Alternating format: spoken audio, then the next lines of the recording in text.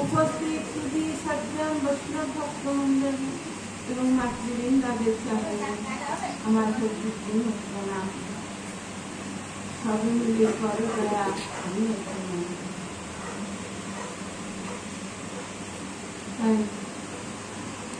এই মধুসূদন মাস, মাধব মাস, বৈশাখ মাসের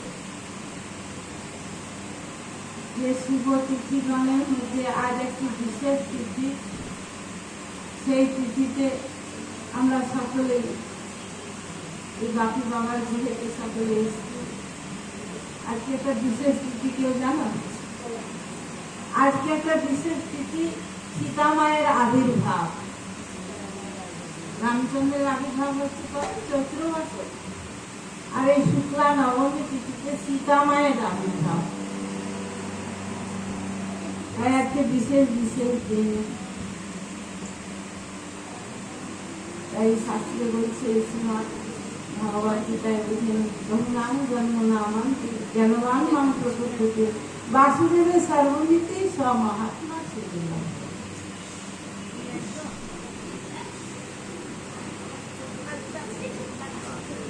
বহু বহু জন্মে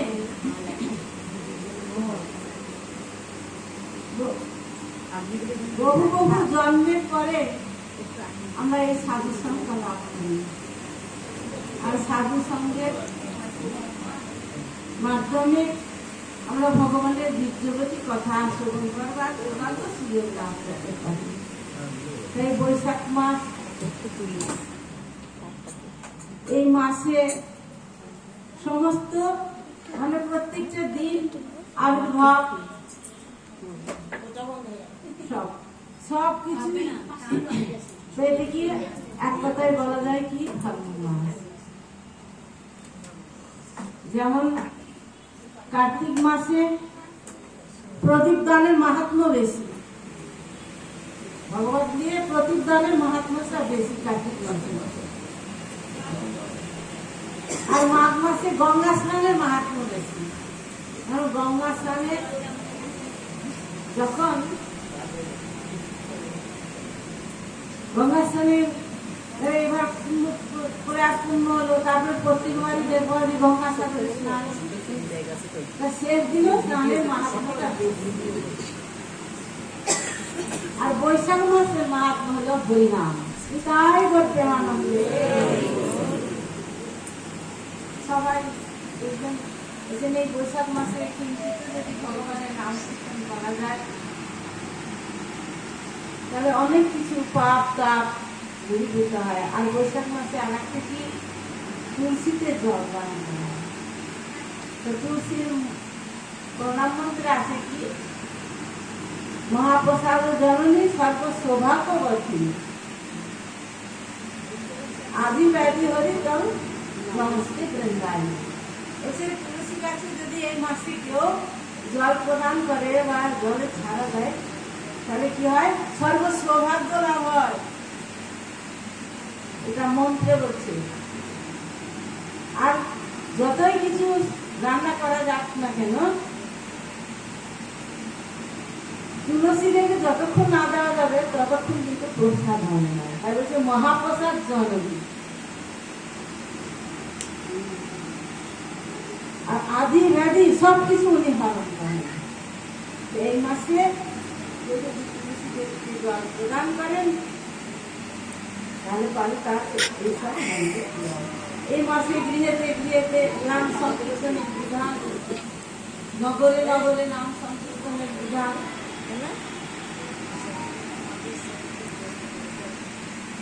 তাবৎ কর্মাণি কৃতিত নাম কীর্তিতে যাবত আমার কথা শোনাত শ্রদ্ধাবা যাবন না জয়তে। যতক্ষণ পর্যন্ত তোমার ভাগবত করছে, যতক্ষণ পর্যন্ত আমার কথায় রুচি না আসবে, আমার শ্রবণে যতক্ষণ জীবের রুচি না আসবে ততক্ষণ পর্যন্ত জীবের পরিণাম হবে না। তার বিশেষ তিথি এই মাসেই সমস্ত কিছু।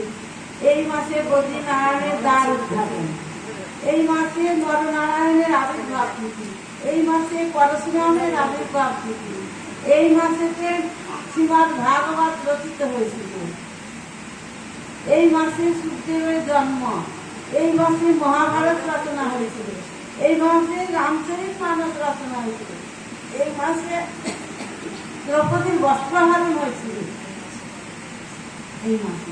তাই এই মাসটার একটা নাম হলো মধুসূদন। তাই যখন জীব সংকটে পড়ে তখন কি সংকটে মধুসূদন। আমরা তো এই জগতে এসছি, সব সময় কেউ বলতে পারবো না আমাদের দুঃখ নাই জ্বালা নাই, সকলে কিছু না কিছুতে দিচ্ছি। এই ব্রহ্ম সাক্ষাৎ নিশ্চয়া পূজনা সুমায়াতি বিনান ভোগ অপৈতি নাম অপূর্ণেন্দ্র তত্ত্ব কারক্ষ কর্ম ধীরে ধীরে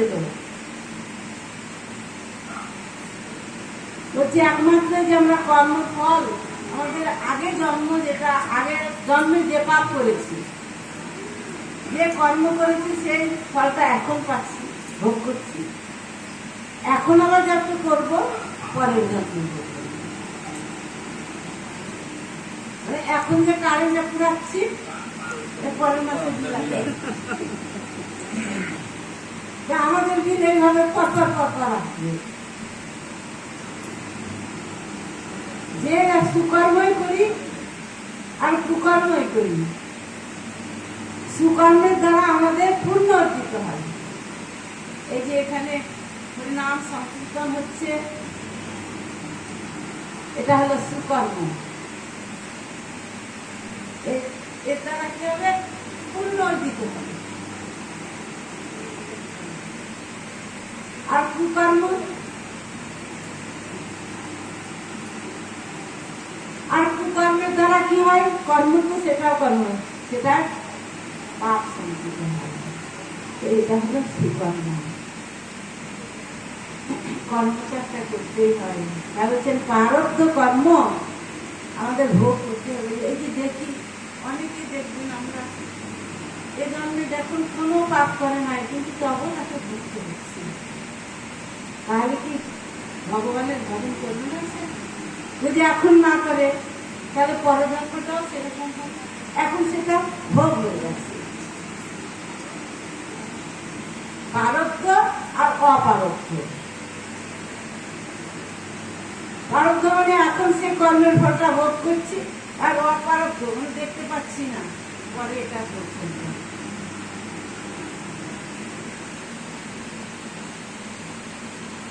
আমরা 84 লক্ষ জন্ম পেয়েছি তো 84 লক্ষ জন্মের মধ্যে 9 বার জলের প্রাণী হয়েছে 9 লক্ষ বার জলের প্রাণী আর 20 লক্ষ স্থাবর 20 লক্ষ বার গাছ পালা পাহাড় পর্বত আমরাই 11 লক্ষ বার আমরা পিবিটি করছি জানো পিবিটিতে 11 লক্ষ বার আর 30 লক্ষ পশু পাখি এসে রয়েছে কালকেও বলেছি আর 4 লক্ষ বার মানব এই 4 লক্ষ বার মানব হয়েছে কেন এই সব হয়তো তাহলে চলে শোনা গেল 4 লক্ষ বার পরে 80 হলো আর 84 লক্ষ জন্মের পরে আমরা এই দুর্লভ মনুষ্য জন্ম লাভ করেছি আর এই দুর্লভ মনুষ্য জন্ম লাভ করে যদি আমরা ভগবানের কথা না শুনি শ্রবণ মঙ্গল শ্রবণটাই একমাত্র মঙ্গল বাসুদেবে ভগবতী ভক্তিযোগ প্রযোজিত জনাশ্রম বৈরাগ্য জ্ঞানও চাওয়া হয় কিন্তু সীমান্ত আন্তর্জাতিক বাসুদেবে যদি তুমি ভক্তি করো তাহলে তোমার আর কোনো চিন্তা নেই অহৈতুকি ভাবে তোমার জ্ঞান বৈরাগ্য সমস্ত কিছু আসবে এই জন্য তোমাকে চিন্তা করতে হবে না যেমন মুখে আহার দিলে কি হয় সর্ব অঙ্গের পুষ্টি লাভ করে তেমনি যদি আমরা কৃষ্ণ ভক্তি করি ভগবানের ভক্তি করি অতি অবশ্যই তা হচ্ছে কোনো মাস পারুক আর না পারুক যদি এই মাসটা কেউ ভগবানের নাম করেন ভগবানের কীর্তন করেন অতি অবশ্যই একমাত্র অন্য কিছুর দ্বারা আমাদের এই পাপ চলে না যখন আপনারা সবাই জানেন যে মালদায় কোন রাজা ছিল হোসেন শাহ রাজার 2 জন মন্ত্রী ছিল শাসন মন্ত্রী আর দৌড়ি খান তারা পরে কি হয়েছিল রূপ আর সনাতন সনাতন 2 জন নাম হলে চলে গেছিল আর হোসেন শাহ রাজা একজন হিন্দু কর্মচারী ছিল তাহলে আসেছিল তাকে করোয়ার পানি খাই দিয়েছিল দিয়ে জাতি চিত্ত করেছিল হোসেন শাহ রাজা উনি তার নাম ছিল কি সুবুদ্ধি রায়। সুবুদ্ধি রায় যখন কোথায় গেলেন, সবাই যখন সুবুদ্ধি রায়কে সব পরামর্শ দিলেন, কাশিতে গেলেন। কাশি তখন পণ্ডিতের জায়গা, বুঝি পণ্ডিতের জায়গায় বলে বিধান দেন, বলে তপ্ত ঘি তো প্রাণ করে পান করতে হবে, দিয়ে তোমার গলাটা শুদ্ধ করতে হবে, যেহেতু মুসলমানের জব হয়েছে। সুবুদ্ধি রায় মনে মনে কি ভাবলো, যে আমার যদি গরম ঘি মুখে ঢেলে আমি বাঁচবা, বাঁচবে কি একটা মানুষ গরম ঘি, তার মানে মরে যায়। আমি গঙ্গায় পতিত পাবনি, গঙ্গায় নিমজ্জিত হয়ে আমার প্রাণটা যাবে। তখন গঙ্গায় আমার প্রাণটা যাবে, প্রাণ তো আমার যাবেই, আজ না কাল তো যাবেই। আর তখন দেখছেন কি, চৈতন্য মহাপ্রভু তখন কাশী ধামে গেছিলেন। আর কাশী ধামে শুধু বাবা বিশ্বনাথ নাই, অতি অপূর্ব অনেক সুন্দর সুন্দর দর্শনের জায়গা।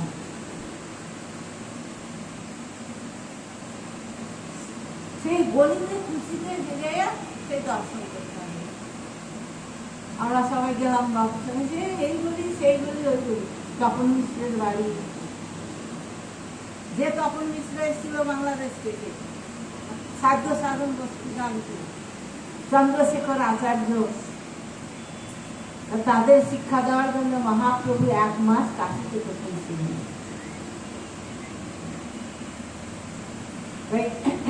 মহাপ্রভু ওখানে তপন মিশ্র আর কাশী মিশ্রকে কি বলেছিল, এই চন্দ্রশেখর আচার্যকে, শুনো মিশ্র কলিযুগে নাহি তপযোগ্য, যেই জনে কৃষ্ণ ভাবে তার মহাভাগ্য। অতএব গৃহে তুমি কৃষ্ণ ভজ গিয়া, আর কুটি নাটে করি হরি একান্ত হইয়া। সাধ্য সাধন বস্তু যে কিছু সকাল, হরিনাম সংকীর্তনে মিলিবে সকল। হরে কৃষ্ণ কৃষ্ণ কৃষ্ণ হরে হরে, হরে রাম রাম রাম হরে হরে। নাম বলি এই শ্লোক লয় মহামন্ত্র, শিরোনাম 32 অক্ষরে এই তত্ত্ব। সাধিতে সাধিতে যাবে প্রেমাঙ্কুর হবে, সাধ্য সাধন বস্তু বুঝিবে। তাই সাধ্য সাধন বস্তু যখন হরিনামের প্রতিশ্রুতি হবে, তাই হরিনামের সামান্য জিনিস নয়। এই নাম গোলকে গোপনে ছিল। চৈতন্য মহাপ্রভু, নিত্যানন্দ প্রভু কৃপা করে আমাদের এই নাম বিতরণ করলেন। তাই যখন সুবুদ্ধি রায় ডুবে মরতে যাবে গঙ্গায়, তখন দেখলেন অপরূপ এক সন্ন্যাসী গঙ্গায় স্নান করে, ভোরবেলায় প্রভু গঙ্গায় স্নান করে বাবা বিশ্বনাথকে দর্শন করতেন। বিশ্বনাথকে দর্শন করবার জন্য তিনি যখন স্নান করে আসছেন, আর সূর্য উঠছে, আর সূর্যের আভা মহাপ্রভুর শিয়ঙ্গে পড়েছে, কি অপূর্ব রূপ। সুবুদ্ধি রায় সেই মহাপ্রভুকে দর্শন করে থমকে দাঁড়ালেন। ইনি আমার তারণহার, ইনি একমাত্র আমার বিধান দিতে পারেন। মহাপ্রভু স্নান করে যেমন উঠলেন, তখন সুবুদ্ধি রায় করে গেলেন মহাপ্রভু শ্রীচরণ প্রাপ্ত। আর সমস্ত ঘটনা শোনার পরে বলল, দেখো এক কৃষ্ণ নামে তোমার সবে পাপ দোষী যাবে। মহাপ্রভু বলে তোমাকে ডুবে মরতে হবে না, একবার যদি কৃষ্ণ নাম করো, তাহলে তুমি যে পাপ করেছ সব পাপ যাবে। এক কৃষ্ণ নামে তোমার সর্ব পাপ দোষী যাবে, আর নাম লইতে তুমি শ্রীকৃষ্ণ চরণ পাবে। আর নাম লইতে তোমার কৃষ্ণ স্থানে বসতি, আর মহাপাত গিরি হয় এই প্রায়। মহাপাত যদি হয়, একমাত্র পাপ করতে হলো ওই নাম সংকীর্তন।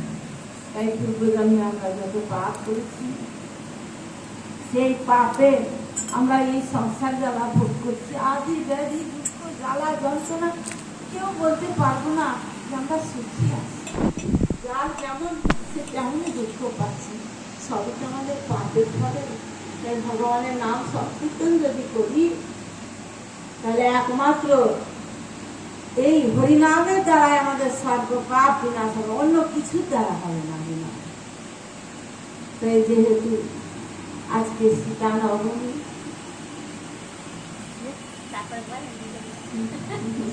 সাড়ে ঘাস খেয়েছিল, পরে বলবো আবার অনেক রাত্রি হবে, যা হোক শুনতে চাইছে। কিন্তু পণ্ডিত সমাজ ওনাকে যখন কৃষ্ণ নাম করালেন, বলে আজ থেকে তুমি পবিত্র হয়ে গেলে। কিন্তু কাশীর পণ্ডিত সমাজ তো মানছেন না যে এক কৃষ্ণ নামের এত শক্তি। আমরাই তো মানি না, আমরা জানি বুঝি, তাও কি মানি কৃষ্ণ নামের সর্বশক্তি? তত্ত্বাপিত নিয়মিত কি বলছে দ্বিতীয় শ্লোকটা? ওটা তো তৃতীয় চেত দর্পণ মার্জন ভগবান দাবান্নি সেও কৈরব চন্দ্রিকা বিতারণম বিদ্যাবধি জীবনম আনন্দাম্বধি বর্ধনম পতি পদম প্রণামিত পরম বিজয় নাম নাম কারী বহুধা নিজ সর্বশক্তি তত্ত্বাপিত নিয়মিত স্মরণেন কালে এতাদৃশ তব কৃপা ভগবান মম দুর্দৈব মৃত্যু নেহায় হচ্ছে সর্বশক্তি নামের দিলেন, কিন্তু আমাদের দুর্দৈব, আমরা সেই নামের প্রতি বিশ্বাস তাই সুবুদ্ধি রায় যে নামের দ্বারা মুক্ত হয়েছে, কাশীর পণ্ডিত সমাজও মেনে নেয় না, বিশ্বাস করতে পারে না। পণ্ডিত সমাজ কি সবাই বলছে হ্যাঁ সুবুদ্ধি রায় পাপ থেকে মুক্ত হয়ে, কি করে পাপ থেকে মুক্ত হবে শুনি? যদি পাপ থেকে মুক্তি হয় তো বাবা বিশ্বনাথের সামনে বিরাট একটা ষাঁড় আছে, পাথরে। সবাই পণ্ডিত সমাজ বলবে কি যে যদি সুবুদ্ধি রায় মুক্তি হয়ে থাকে তো এক আটটি ঘাস নেই, আর ওই ষাঁড়টা পাথরের ষাঁড় যদি উঠে যদি ওই সুবুদ্ধি রায় থেকে, রায়ের হাত থেকে যদি ঘাস খায় ন্যায় কেনে, তবে জানবো সবাই পণ্ডিত সমাজ সবাই বললো সুবুদ্ধি রায়কে এবার পরীক্ষা করবে। মহাপ্রভু নাম করেছে, নামের দ্বারা সে সর্বপাপ তার করে দিচ্ছে। সবাই পরীক্ষার জন্য কাশীবাসী যখন পণ্ডিতগণ আছে, সব পণ্ডিতগণ এসে একত্রিত হয়ে দাঁড়িয়েছে। সুবুদ্ধি রায়ের চোখ দিয়ে জল পড়ছে, আর বাবা বিশ্বনাথকে ডাকছে, কারণ পরম দয়ালু ঠাকুরের মতন এরকম পরম দয়ালু দেখতে না, অল্পতে সন্তুষ্ট। উনি বাবা বিশ্বনাথের চরণ ধ্যান করছেন। উনি গিয়ে যেমন দাঁড়িয়েছে, হাতে যেমন ঘাস দিচ্ছে, কাছে যেতে হয়নি, দূরে থেকে যেমন ঘাস দিয়ে মন্দিরে ঢুকছে, সেই সাপ পাথরের সাপ ছুটে এসে সুবুদ্ধি রায়ের হাত থেকে ঘাস নিয়ে খেলে নামের দ্বারা কেমন কাশিতে এখনো পণ্ডিত সমাজ। কাশি পণ্ডিত যতই আমাদের পাণ্ডিত্য থাকে না কেন, জ্ঞান তো সুলভা মুক্তি মুক্তি যোগাজ পূর্ণত সেহ সারণ সহস্র হরিভক্তি সুদুর্লভা। জ্ঞানের দ্বারা, জ্ঞান তো সুলভা, জ্ঞানের দ্বারা আমরা মুক্তি হতে পারি না, পাণ্ডিত্যের দ্বারা আমরা মুক্তি হতে পারি না।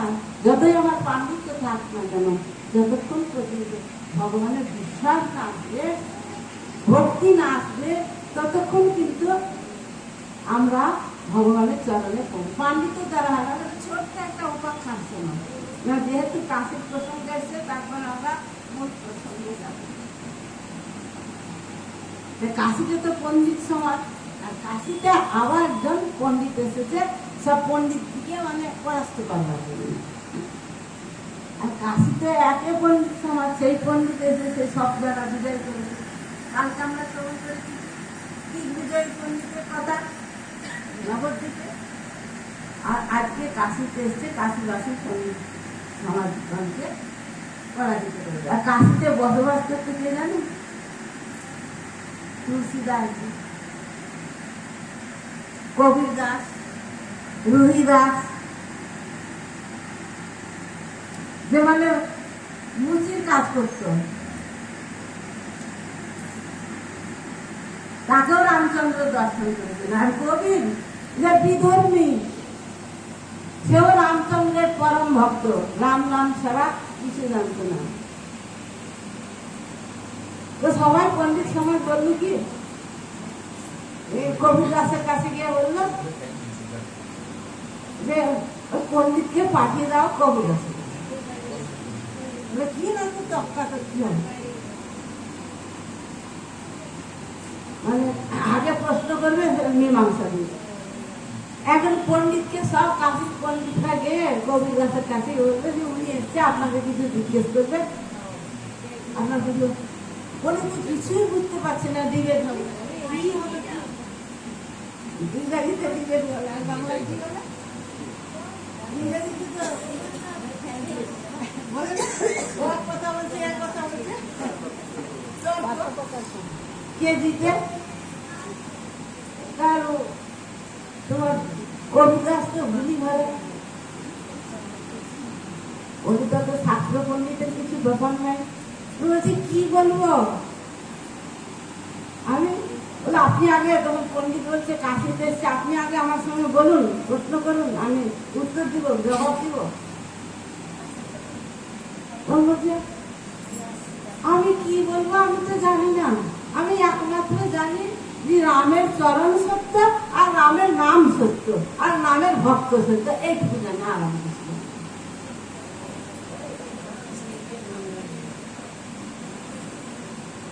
তখন বাবা বিশ্বনাথের পণ্ডিতের মুখে আর কিছু বলতে পারছে না, খুব পাণ্ডিত্যের গর্ব। ও এখন আর কিছু মুখে বলতে পারছে না, ওর সব মানে বাকুল হয়ে গেছে। শুধু বলেছে রামের চরণ সত্য, আর রাম নামই সত্য, আর রামের ভক্তই সত্য, আর আমি কিছু জানি না, এর অধিকার কিছু আমার মধ্যে জানা নেই। কথা হচ্ছে কেন? তখন এই কথা যখন বলেছেন, এই কথা বলার সঙ্গে সঙ্গে উনি আর কিছু না বলতে গেলে উনি কিছুটা দূরে গিয়ে গঙ্গায় স্নান করে ওখানে বসে, আমি কিছু উত্তরই দিতে পারছি না। পণ্ডিত সবাই বলতে আমরা জিতে গেছি, উত্তরই দিতে পারেন না। হ্যাঁ, কবিদাসে এখন পণ্ডিত গিয়ে কি করলো, গঙ্গায় স্নান করলো, গঙ্গায় স্নান টান করে একটা বৃক্ষ আছে, সন্ধ্যা হয়ে গেছে, সন্ধ্যাবেলা বৃক্ষ আছে, বৃক্ষের নিচে বসে কাশিতে যদি যাও না, মণিকর্ণিকার ঘাটে যদি যাও, তো মানে হাজার হাজার মরা হচ্ছে একসঙ্গে। তারপরে হরিশ্চন্দ্রের ঘাট, এই মানে কত ঘাট যে দেখা হবে তোমাকে ঠিক নাই। যেটা কাশি অপূর্ব সুন্দর জায়গা কাশি গ্রাম। আমরা সেই নৌকা করে সন্ধ্যাবেলায় গেলাম, মাটি বলছে এটা এই ঘাট, এটা সেই ঘাট, অমুক ঘাট, সমুক ঘাট, সব দর্শন করতে। আর কি সুন্দর, অপূর্ব সুন্দর বাবা বিশ্বনাথের গ্রাম। সেই গাছের তলায় পণ্ডিত বসেছে, সন্ধান করছে।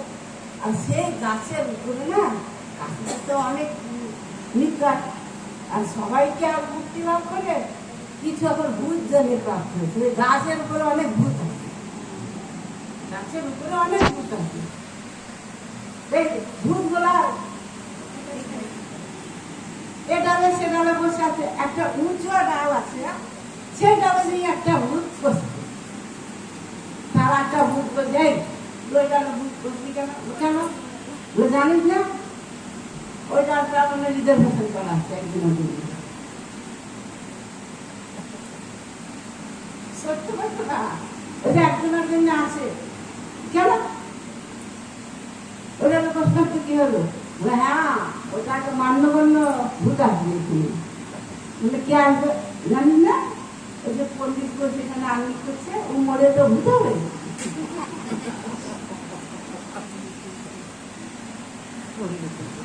পন্ডিত বলে ভূত হবে, কেন ভূত হবে জানেন না? আর রাম নামে কৃষ্ণ নামে বিশ্বাস নেই, আর পাণ্ডিত্যে বিশ্বাস ভূত হবে। তো ধর পন্ডিত তো ওটা পন্ডিত বিশ্বাস, ওর জন্য ওই জায়গাটা ভাষা উপস্থিত না। পন্ডিত কিন্তু ভূতের কথা শুনছে, বলছে আরে আমার এত পাণ্ডিত্য, আমি এত গ্রন্থ আদি পড়েছি, আর সেগুলো আমি তাহলে ভূত হবো? হ্যাঁ, কেন? ভূতে তো ভগবান নাম করে না, ভূতে তো রাম নাম করে না, আর আমি তো রাম নামের প্রতি বিশ্বাস নই।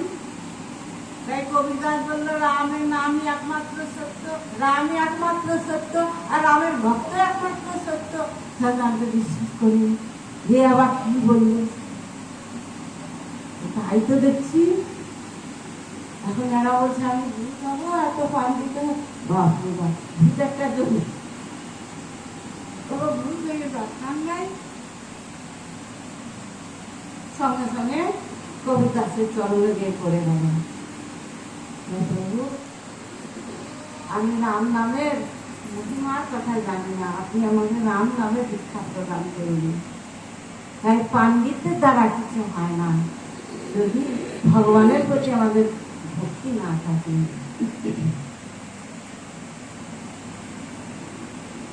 ভগবানই তো একমাত্র সত্য, আর সবই মিথ্যা। তাই সেই আজ আমাদের যে প্রসঙ্গ ক্রমে সীতা মায়ের আবির্ভাব, সীতা মায়ের আবির্ভাবের কথা তো কিছু আমাদের কিঞ্চিত শ্রবণ করতেই হয়। সীতা মা কার কন্যা ছিল?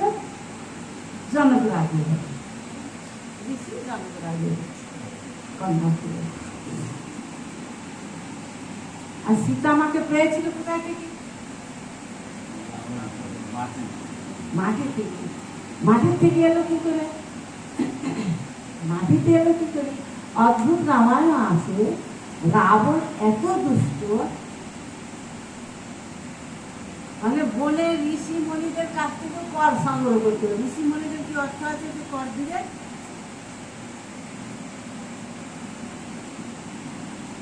ঋষি মণিদের বুকের থেকে রক্ত চিরে চিরে দিত কর, এমন ভক্ত দিয়ে একটা জায়গায় রেখে দিত, তাও মানে কর নিবে। তো সেই একটা জায়গায় একটা সোনার পাত্রে সব ঋষিদের রক্ত দিয়ে রেখে দিচ্ছে এক জায়গায়, বাড়িতে নিয়ে গেলে ঋষিদের রক্ত কর স্বরূপ সে রেখে দিচ্ছে। সেখানে যখন দৈববাণী হচ্ছে, রাবণ তুই যে ঋষিদের বুক থেকে রক্ত নিয়ে এসছিস, এইটাই তোর মৃত্যুর কারণ হবে, বুঝলি? একদিন স্বয়ং ভগবানের ইচ্ছাই হচ্ছে। তখন রাবণ যখন ওই কথা শুনলো, মৃত্যুর ভয়ে, তখন কি করলো? সেই যে রক্তের বাক্সটা নিয়ে গেলে ওর রাজ্যের বাইরে গিয়ে জনক রাজের যেখানে রাজ্য পড়েছে, সেই জনক রাজের জমিতে গিয়ে পুঁতে দিয়ে আসলো। আর ভগবত করুণায়, প্রভু শ্রী রামচন্দ্রের করুণায়, সবই তো ভগবত লীলা। সেইখান থেকে ওই সীতার জন্যেই, মা সীতার জন্যে রাবণের কিন্তু কি হয়েছিল, রাবণ বদল করেছিল সীতাকে হরণ করার জন্য। ওইখানে এ যেমন রেখে আসলো। আর সীতা মাকে মহালক্ষ্মী, লক্ষ্মী কাকে বলা হয় বলতো? এই ধানকে কিন্তু সবাই লক্ষ্মী বলে, শস্যকে লক্ষ্মী বলে। লক্ষ্মীর মানে ধানের দেখবার শীষ নিয়ে এসে বাড়িতে রেখে লক্ষ্মী পূজা হয়। ধান কোথা থেকে হয়, জব কোথা থেকে হয়, খাদ্য বস্তু কোথা থেকে হয়, সব তো মাটির থেকে, দুধের থেকে, ভূমাতা থেকে। তাই একবার জনকরাজের রাজ্যে খুব মানে অকাল হলো, মানে বৃষ্টি নয়, বহুদিন যাবত বৃষ্টি না হলে শস্য হবে কি করে, প্রজাগণ কি করে বাঁচতেন। তখন সব ঋষিমণি সবাইকে ডাকলেন, ডেকে বললেন যে কি করে বৃষ্টি হবে আর কি করে আবার এই শস্য উৎপাদন হবে। তখন সবাই বললো যে দেখো, তুমি যদি জমিতে গিয়ে হাল দিতে পারো, মানে নাঙল বইতে পারো, জনক রাজাকে, আর বললো কি এই একজনের তো এরকম করে মানে জমিতে যখন নাঙল দেয় তখন দেখেছে, এখন তো তোর ট্রাক্টর চাষা এমনি একজনে ধরে আর কি গরুতে টানে তো, হ্যাঁ বললো গরু টরু টানা হবে না, তোমার রানীকে ওইটা টানতে হবে। জনক রাজের পত্নীর নাম কি? সুনয়না। বললো ওনার গাছ গাছটি মিলে আর উনি মিলে টানবে আর তুমি সেই হালকা দিবে, তবেই মানে মাটি শোধন হবে, বৃষ্টি হবে, শস্য উৎপাদন হবে। রাজা বললেন কি প্রজাদের শিখিয়ে দিলে সবাই হাহাকার, তথাস্তু। রানীমা বললেন হ্যাঁ তথাস্তু। সব গাছ গাছি মিলে আর সুনয়না মিলে সেই টানতে লাগলেন, যেটা গরুর কাজ, গরু যেটা টানে সেটা টানলেন। আর দশরথ কে, দশরথ না, জনকরাজ সোনার হাল তৈরি করলেন।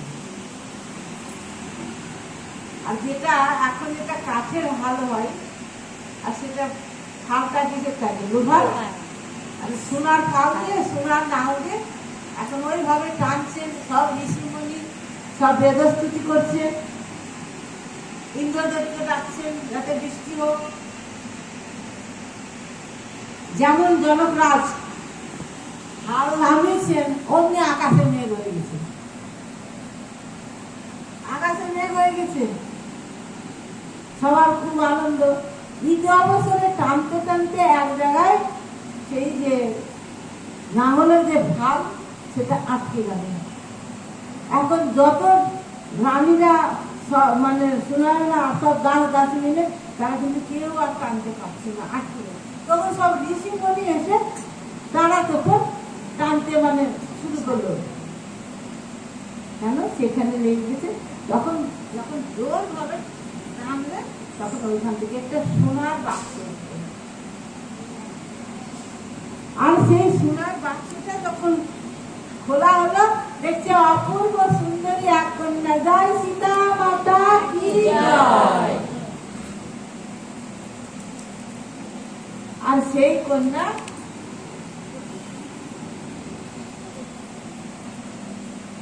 কে, তার পিতার নাম কি? জনক রাজা সুনয়নার করে দিলেন। আর অপূর্ব সুন্দর সেই কন্যা। আর সেই কন্যা যখন ধীরে ধীরে বড় হলো, বড় হওয়ার পরে একটু যখন বড় হয়েছে, পরশুরামের নাম তো আপনারা সকলে শুনেছেন। তার পরশুরাম এসে জনক রাজার রাজবাড়িতে আসলো, এসে সীতা দেবীকে, পরশুরাম তো কে, ভগবানের অবতার। আমরা যখন দক্ষিণ ভারত গিয়েছিলাম, যখন ওই যে তোমরা জানো না ত্রিবান্ধন, ওই ত্রিবান্ধনে ওই পরশুরামের মন্দির আছে। হ্যাঁ মন্দির আছে, হ্যাঁ মূর্তি আছে, হ্যাঁ পরশুরামের। ওখানে ওনার মানে আজ রাখবে না। আমরা তো পুষ্প দিতে গেলাম, গিয়ে দেখছি মন্দির বন্ধ, এমন টাইমে গেছি। এত দূরে এসছি, আর তো দর্শন পাবো না, বাপুরে ছিল সঙ্গে। দেখি দেখি গিয়ে বাপু বলছে, দেখেন কাকিমা দরজায় একটা ফুটো আছে।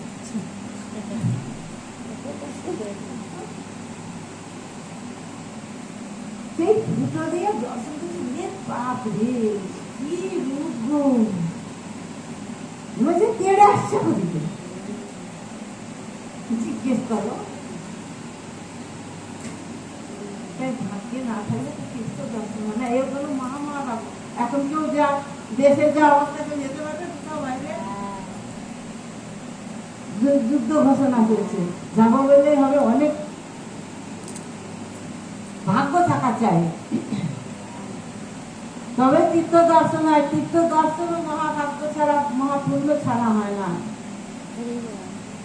টাকা আছে, ট্রেনে চাপবো, চলে যাবো, হবে না। গেলেও দর্শন হবে না, গেলেও দর্শন যেতেই পারবো না। হ্যাঁ, আমরা অযোধ্যা যাবো বলে টিকিট করেছিলাম, ট্রেনই ক্যান্সেল হয়ে গেল। তাহলে যাবো, ইচ্ছে করে কি যেতে পারবো? যদি তীর্থের করুণা হয়, কৃপা হয়, তবেই তীর্থ আদি দর্শন হয়। তীর্থে গেলে আমাদের অনেক পাপ টাপ নষ্ট হয়, ভগবত ধাম দর্শন করি। এই যে এখন একটা ব্রত চলছে, এই ব্রতটার নাম হলো কেশব ব্রত বা নারায়ণ ব্রত।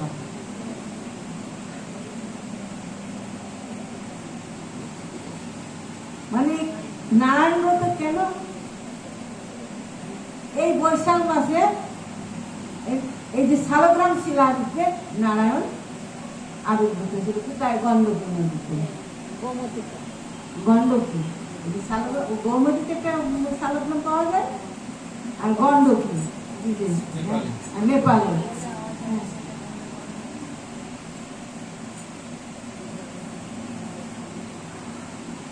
আর সেই গণ্ডকী নদীটা কে জানো? এই গণ্ডকী নদীটা হলো তুলসী দেবী।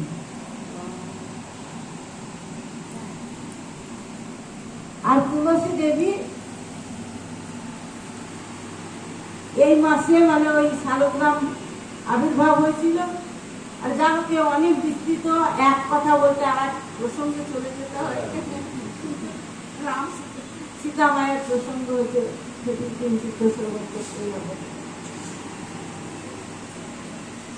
এই মাসে তুলসী দেবীর স্বামীর নাম কি ছিল? শঙ্করচূড়, তাই তো?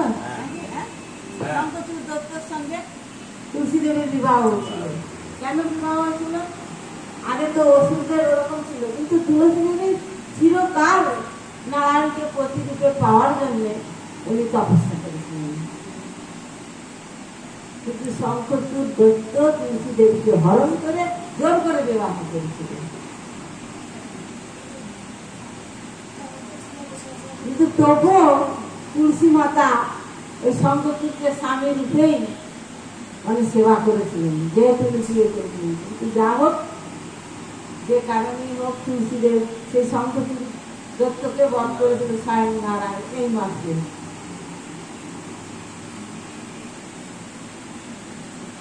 আর তুলসী দেবী সেই গণ্ডকী নদী হয়েছিল যখন অভিশাপ দিয়েছিল। তুলসী দেবী কি অভিশাপ দিয়েছিল?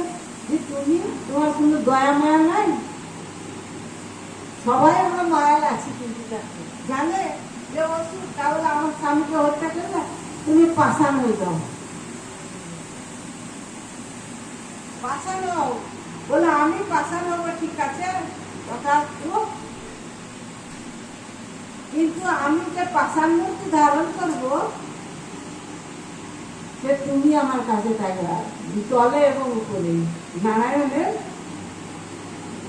এক পাতা তুলসী নিচে দেওয়া হয়, এক পাতা তুলসী উপরে দেওয়া হয়।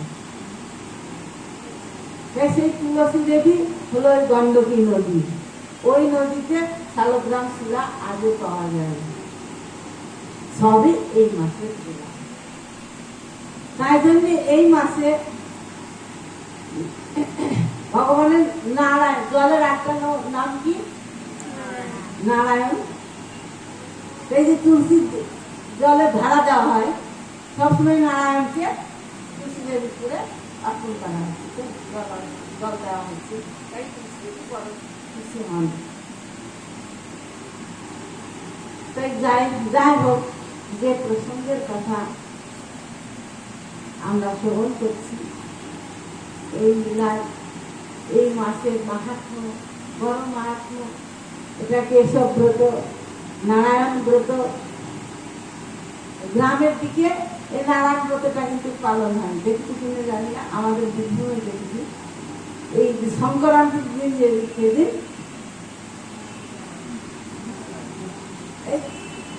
দুর্গা দিয়ে সাদা একটা এখানে বেঁধে দেয়, আর এক মাস তুলসীতে যারা আমিষ খায় তারা এক মাস নিরামিষ খাবে, আর তুলসী দেবীতে জল ঢালতে হবে, তাই না?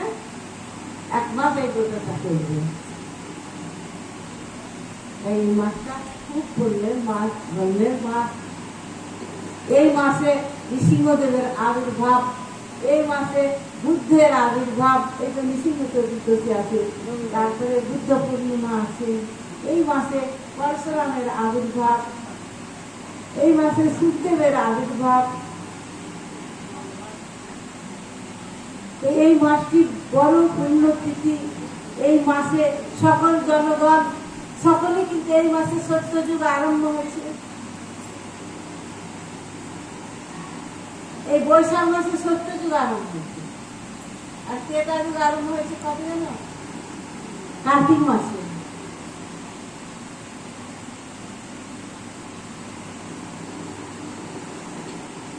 সত্যযুগে ভগবানকে ধ্যানের দ্বারা পাওয়া যেত, আর ত্রেতায় যজ্ঞ। যজ্ঞ তো জলে না, যজ্ঞ তো জলে, সেই জন্য কার্তিক মাসে প্রদীপ দেওয়ার বিধান। আর তারপর আরম্ভ হয়েছিল কখন? ভাদ্র মাসে। কার কাল থেকে তারপর আরম্ভ হলো? কৃষ্ণ লীলা, তারপরে আর সেটাই রামলীলা।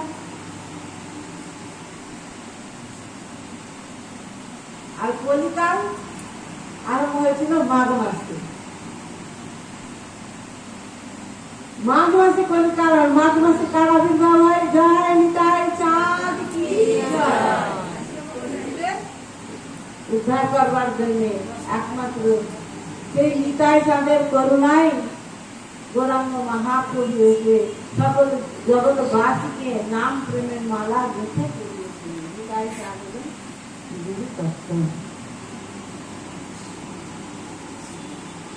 সেই সীতা দেবী যখন ছোট্ট বালিকা, তখন পরশুরাম আসলেন, যে প্রসঙ্গ চলছিল সেই প্রসঙ্গ।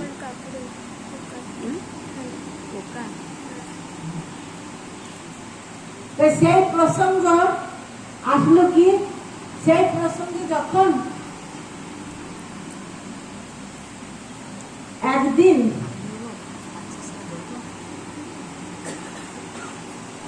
কি হলো? পরশুরাম জনকরাজের গৃহেতে এসছে। জনকরাজের গৃহেতে এসে তখন সীতা দেবী ছোট। তখন পরশুরাম বলছে, এই তোমার কন্যার সঙ্গে আমার বিয়ে দাও।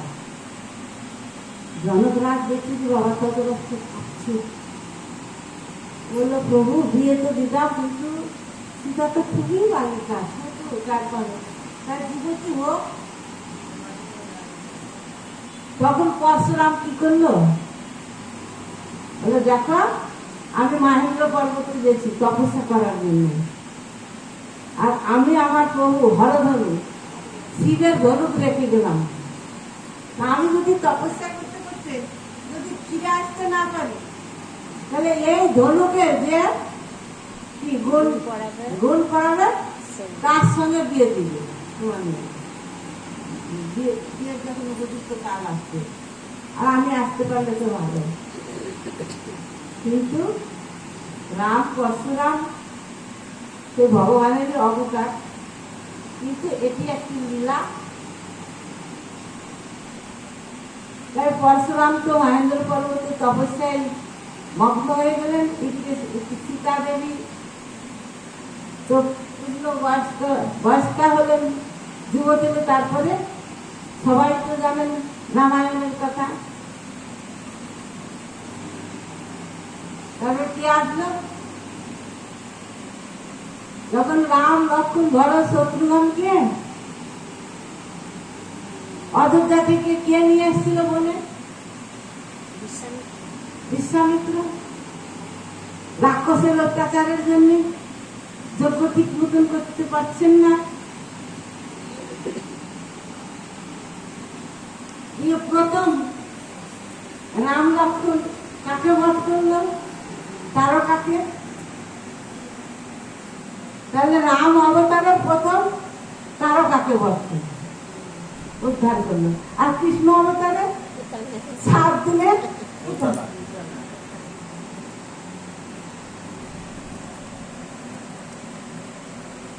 ভগবান বলছে প্রথমেই আগে আমার এই রাবণ তারকাকে বধ করলো, তারপরে খড় দুশ্মন সবাইকে কাউকে বধ করেনি, সবাইকে ওই রাক্ষস কুল থেকে উদ্ধার করেছিলেন।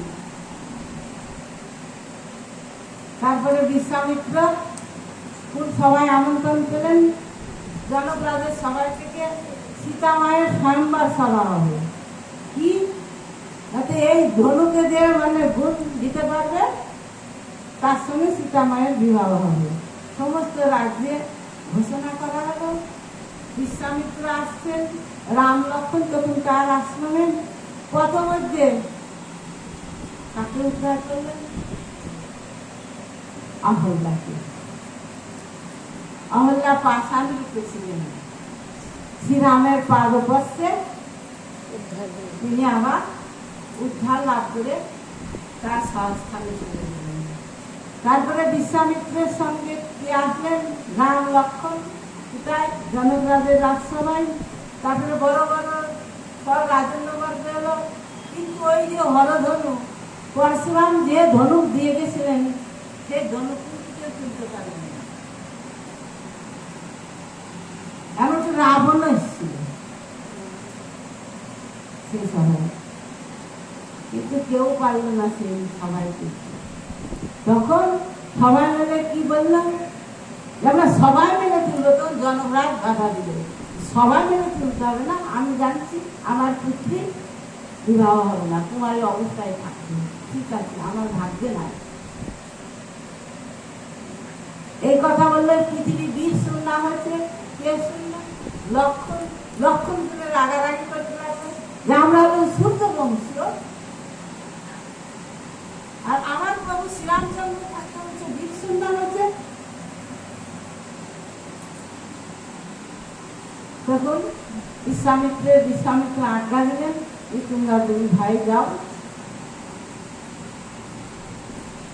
লক্ষ্মণ যখন তর্ক করতে লাগলো তখন বিশ্বামিত্র বলল বসো। শ্রীরামচন্দ্রকে পাঠালেন। আপনারা সবাই জানেন শ্রীরামচন্দ্র যে যখন ওই হরধনু তুললেন অনায়াসে, তখন জনক রাজার রাজসভায় জনক রাজ সুনয়না সকলেই আনন্দিত।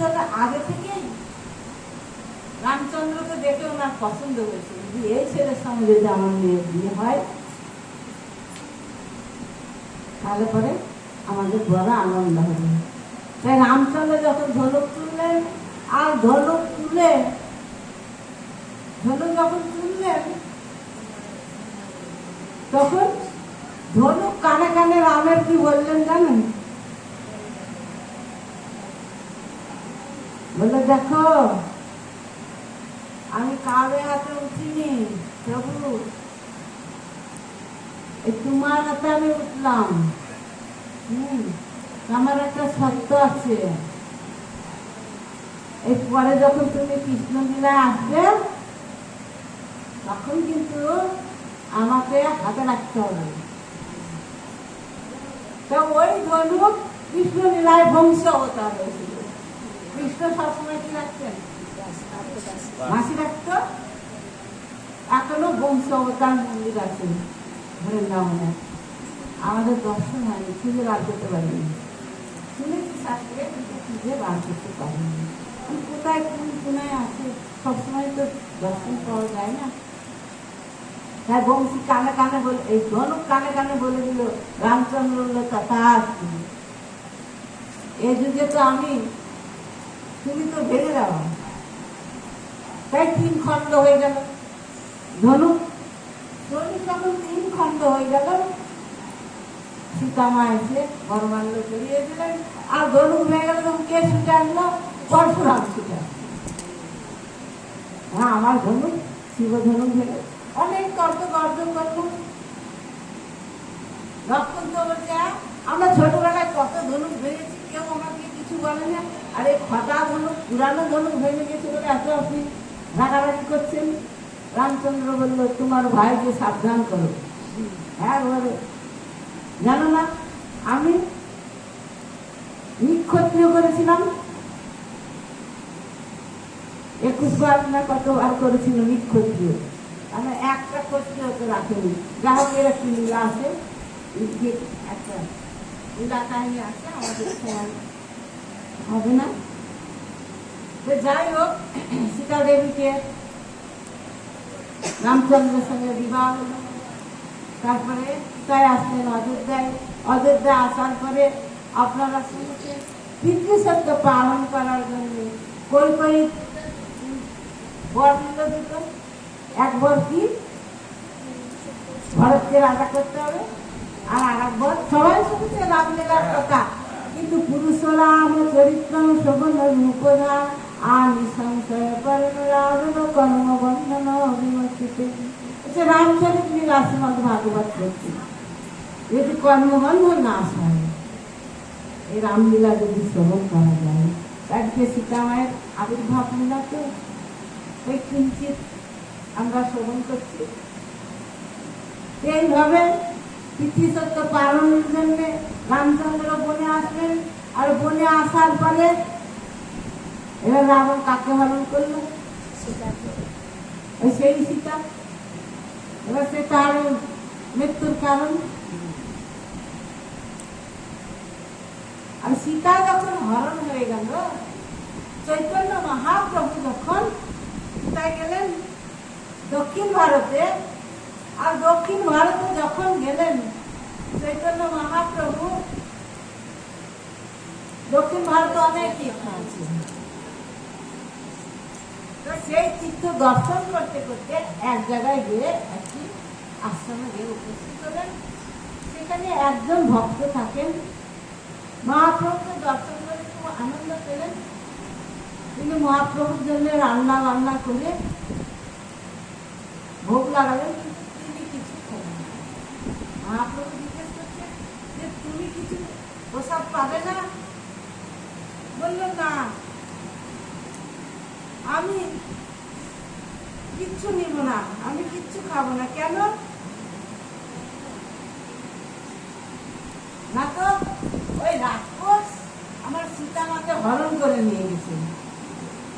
দেখুন, এই সীতামাকে হরণ করে নিয়ে গেছে, সেই শোকে সে কোনোদিন রান্না করে নাই, সে কোনোদিন খান নাই। তাই রাম ভক্ত সেই বিপ্র বিরক্তি মহাজন বিক্রমালয় স্নান করিয়াই রাজার ঘরে ভিক্ষা কি দিলেন বিপ্র পাক নাহি করে। ভিক্ষা কি দিবে? রান্নায় তো করে নাই। মহাপ্রভু কহে তারে, শোনো মশাই, মধ্যাহ্ন হইল কেন পাক নাই হয়। বিপ্র কহে, প্রভু মোর অরণ্যে বসতি, পাকের সামগ্রী বনে নামিলে সম্প্রতি। বন্য শাক ফলমূল আনিবে লক্ষণ, তবে সীতা করিবেন পাক প্রয়োজন। এমন ভাবে রামচন্দ্রের ভজন করেন সীতা দেবী, সেই ধ্যানে তিনি থাকেন। তাই তার উপাসনা শুনি বহু তুষ্ট হইলা, আস্তে আস্তে সেই চিত্রে রন্ধন করিলাম। বহু ভিক্ষা করিল দিনের স্মৃতি ও কহলেন, নির্বিঘ্নে সেই বিপ্র উপবাস করে। মহাপ্রভুকে ভিক্ষা দিলেন, কিন্তু উনি উপবাস করে আসেন। প্রভু কহে, বিপ্র কাহে কর উপবাস, কেন এত দুঃখ, কেন কর উদাস? এত কেন তোমার দুঃখ? তুমি উপবাস করে আসেন। কহে মোর জীবনে নাহি প্রয়োজন, অগ্নি জলের দরুষিয়া ছাড়িব জীবন।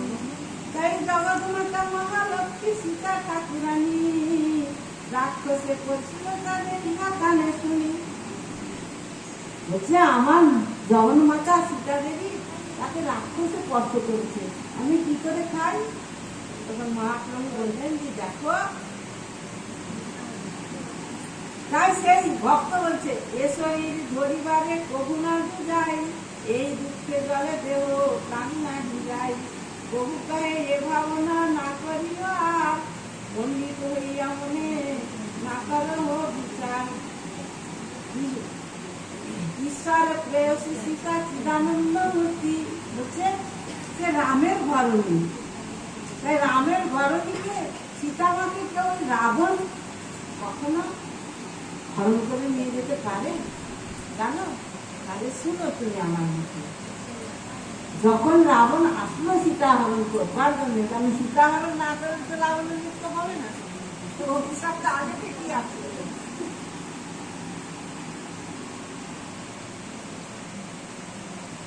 তাই যখন রামচন্দ্র বুঝতে পারলেন সব কিছু, তখন যে আসল যে সীতা, সেই সীতাকে অগ্নির কাছে রাখলেন, অগ্নি দেবতার কাছে। আর সেই অগ্নি দেবতার থেকে মায়া সীতা সেই আশ্রমে ছিল। তাই সেই আশ্রমে কে ছিল?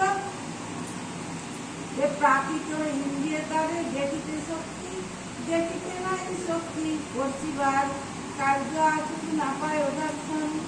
সীতার আকৃতি মায়া হইল রাবণ। সীতার আকৃতি মায়া হরণ করেছেন। রাবণ আসিতেই সীতা অন্তর্ধান করিল, রাবণের আগে মায়া সীতা পাঠাইল। রাবণের আগে মায়া সীতা পাঠাইল। অপ্রাকৃত বস্তু নাহে প্রাকৃত গোচর, বেদ পুরাণেতে এই কহে নিরন্তর। তা তুমি চিন্তা করো না, যখন রাবণ এসেছিল তখন মায়া সীতা রাবণ হরণ করেছে। যে সত্য যে সীতা সে অগ্নিদেবের কাছে আছে, তোমার কোনো চিন্তা নাই। তুমি স্নান করো, স্নান করে রঘুনাথকে দর্শন করো, আর তুমি ভোজন করো। এবার মহাপ্রভুর কথা শুনে সে বিপ্র কি করলেন? প্রভুর বচনে বিপ্রের হইল বিশ্বাস, ভোজন করিল হইল জীবনের আস। তারে আশ্বাস নিয়া প্রভু করিল আগমন, গীতমালায় স্নান করি আইলা দুর্বসন। এইভাবে মহাপ্রভুকে দর্শন করে কি করলেন? সেই ব্রাহ্মণের তখন মনে মনে চিন্তা করলেন যে আজ আমার ভগবানকে দর্শন করে আজকে বুঝলাম যে আমি যেন প্রভু শ্রী রামচন্দ্রকেই দর্শন করছি।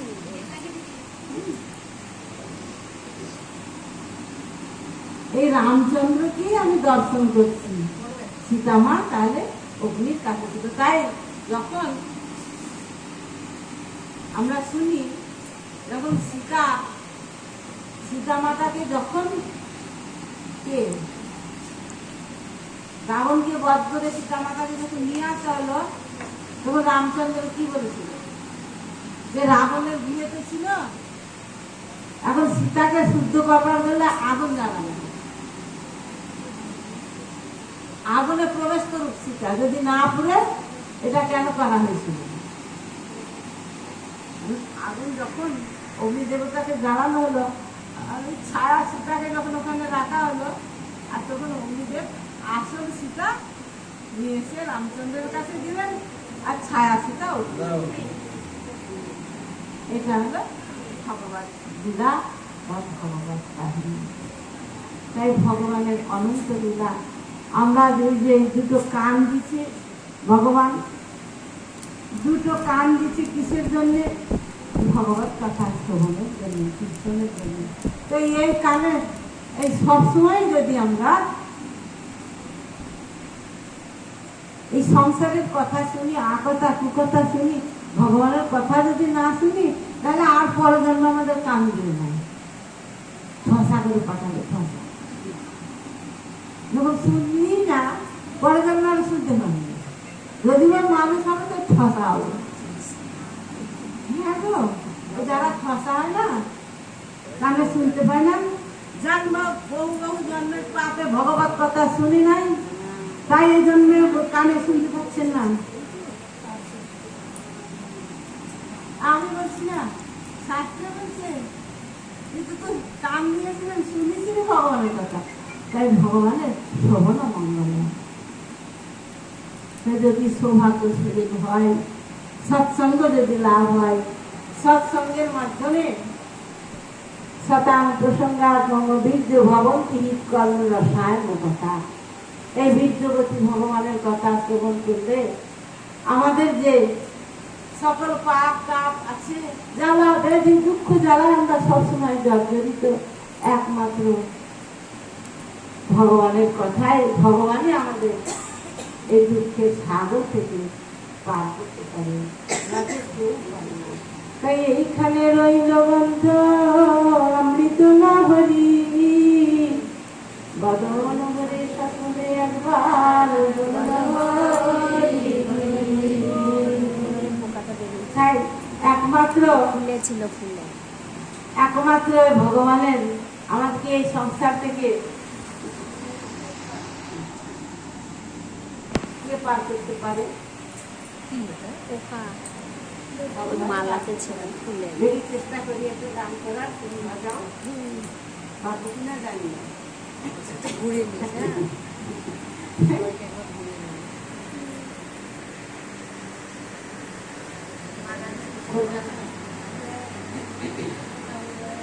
একমাত্র ভগবান, আমি বাংলাটা বলে দিচ্ছি, একমাত্র ভগবান সমুদ্র থেকে পার করে কে?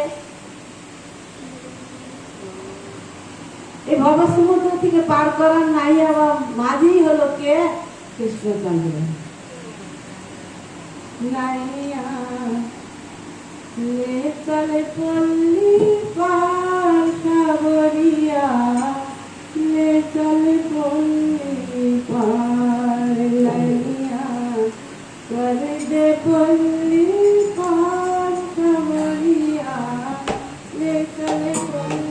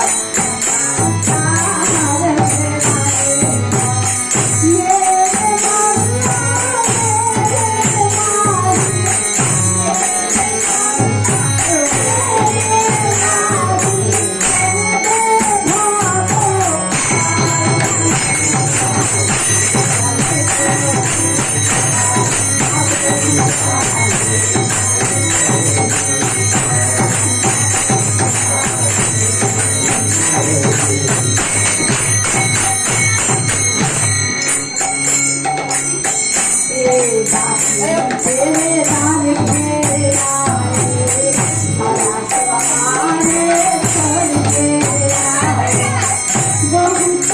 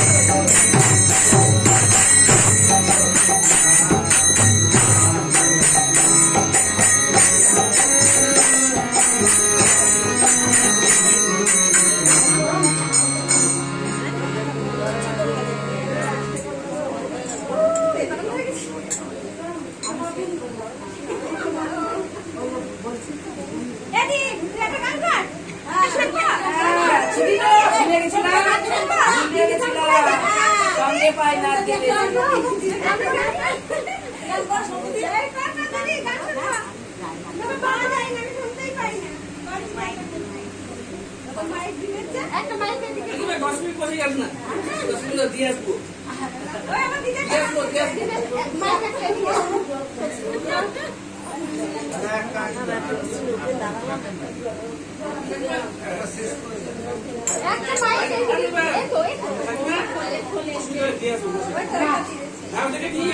বাড়ি আছে দিয়ে আসবে